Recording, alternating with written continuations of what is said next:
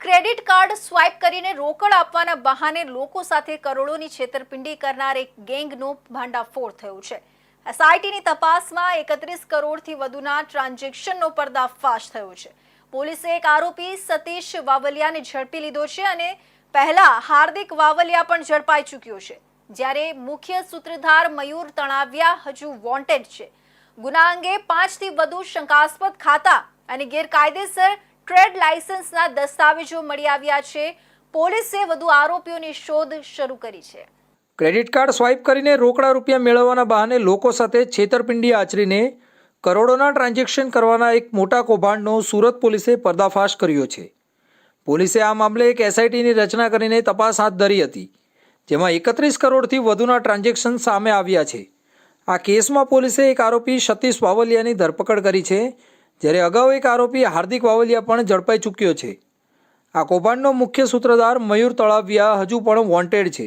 આ સમગ્ર મામલો ત્યારે સામે આવ્યો જ્યારે 21 જાન્યુઆરી 2025ના રોજ સુરત પોલીસની ઝોન 1ની ટીમે સરથાણા, કાપોદ્રા, પૂણા, વરાછા અને સારોલી પોલીસ સ્ટેશન સાથે મળીને એક સાયબર ડ્રાઈવનું આયોજન કર્યું હતું।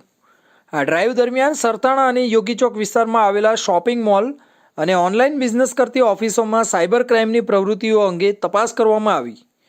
યોગી ચોકના પવિત્રા પોઈન્ટમાંથી એક ઓફિસમાં ગેરકાયદેસર પ્રવૃત્તિઓ ચાલતી હોવાનું જણાઈ આવ્યું હતું। પોલીસે આ ઓફિસમાં તપાસ કરતા 250 જેટલા credit card, 20 bank account, 10 swiping machine અને મોટી માત્રામાં પાસબુક મળી આવી હતી। આ ગેરકાયદેસર પ્રવૃત્તિની ગંભીરતા જોતા પોલીસે તાત્કાલિક એક સ્પેશિયલ ઇન્વેસ્ટિગેશન ટીમની રચના કરી। આ એસઆઈટીની તપાસમાં સામે આવ્યું કે આ ટોળકી ખોટા ઉદ્યમ સર્ટિફિકેટના આધારે અલગ અલગ બેંકોમાં કરંટ ખાતાઓ ખોલાવીને સ્વાઇપિંગ મશીન મેળવતી હતી। આ આરોપીઓ ગ્રાહકો પાસેથી ક્રેડિટ કાર્ડ સ્વાઇપ કરીને તેમને રોકડા રૂપિયા આપતા હતા અને બદલામાં 1.2%થી લઈને 1.6% કમિશન લેતા હતા। પોલીસ તપાસમાં આ ટોળકીએ ખોટી ફર્મના નામે બેંકોમાં ખાતા ખોલાવ્યા હોવાનું પણ બહાર આવ્યું। આ ફર્મ્સના માધવ કિરિયાણા, राघव एंटरप्राइज, पटेल किराना અને रिच वुमन હતા। कुछ दिन पहले हमने सरथाना के विस्तार में एक मेगा साइबर कॉम्बिंग का आयोजन किया था। उसमें हमें एक शॉप में more than 250 credit cards, more than 10 point of sale जो स्वाइपिंग मशीन होती है, स्कीमिंग मशीन, एटीएम और पासबुक्स बहुत सारे बरामद हुए थे। इसमें हमने उस समय एक जानवा जोग दाखिल किया था और जानवा जोग की तपास हमने एक एसआईटी से करवाया था, जिसमें अलग अलग पुलिस स्टेशन के जो एक्सपर्ट्स हैं वो इन्वॉल्व थे।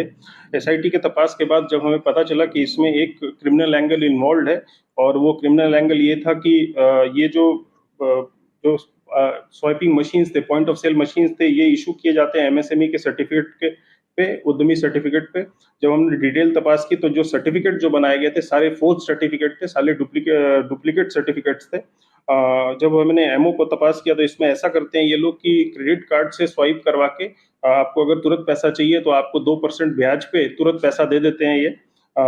इन पे जब हमने इनके सारे अकाउंट्स को चेक किए तो 31 करोड़ 62,97,199 रुपए का ट्रांजैक्शन था, जिसमें अगर 1.5 से 2% प्रॉफिट देखा जाए तब भी 60-70 लाख रुपए का इनका सिर्फ प्रॉफिट बन के आता है। આમ કુલ 31 કરોડ 62,97,199ના ટ્રાન્ઝેક્શન થયા હોવાનું પોલીસ તપાસમાં બહાર આવ્યું છે। પોલીસે આ કૌભાંડમાં સંડોવાયેલા અન્ય આરોપીઓની શોધખોળ પણ હાથ ધરી છે। સુરતમાં એટીએમમાંથી પૈસા ઉપાડવા